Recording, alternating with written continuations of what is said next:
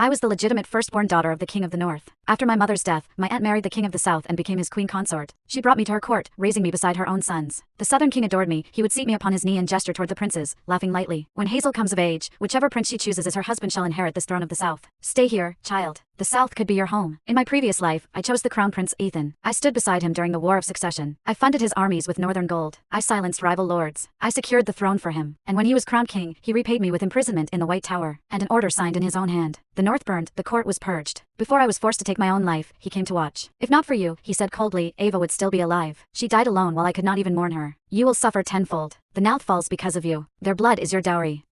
Then I died. When I opened my eyes again, I was seated once more in the great hall. The king was smiling. Hazel, today you will choose your husband. The princes stood before me. This time, I did not look at Ethan. I pointed instead to the queen's third son. I will marry Alexander. And this time, I would decide who burns. My aunt watched me carefully and nodded to a chamberlain, who stepped forward and placed a slender gold circlet in my hands, the king's token of choice. Hazel, she said gently, her voice carrying through the hall, give this to the man you wish to marry. The king laughed, warm and indulgent. Yes. Whomever Hazel favors, I shall grant her hand with my full blessing. Let the realm celebrate. The great hall was filled with princes, high lords of the council, noble matrons, and the daughters of the most powerful houses in the south. As a northern-born princess raised in the southern court, my marriage was more than a personal matter. Whoever claimed me would gain an alliance strong enough to tilt the balance of the crown itself.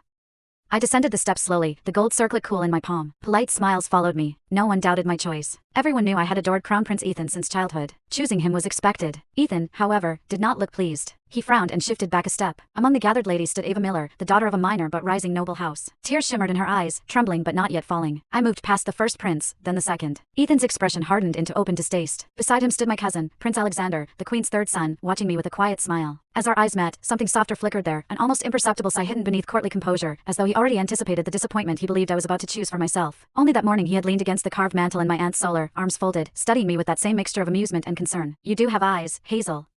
Must you always chase a man who barely looks at you? You could choose my brother instead. With your standing, why beg for indifference? He had laughed then, careless and warm. And yet, in my previous life, when I was condemned, it was Alexander who rode from the northern border without rest, driving his horses to collapse beneath him. He arrived too late. He knelt before my coffin for 3 days and 3 nights, refusing food, refusing sleep. I failed you, he had whispered hoarsely. I should have stopped this marriage, even if it meant defying the crown. I should have saved you. I blinked away the memory. Beside Alexander stood the second prince, composed and detached. His mother had once been the king's acknowledged mistress, and though he was raised within the palace, he understood the limits of his claim. He neither fought nor schemed. The throne was never truly within his reach. The hall held its breath as I lifted the circlet. I stepped toward the princes. Before I could place it in anyone's hands, Ethan suddenly strode forward and dropped to one knee.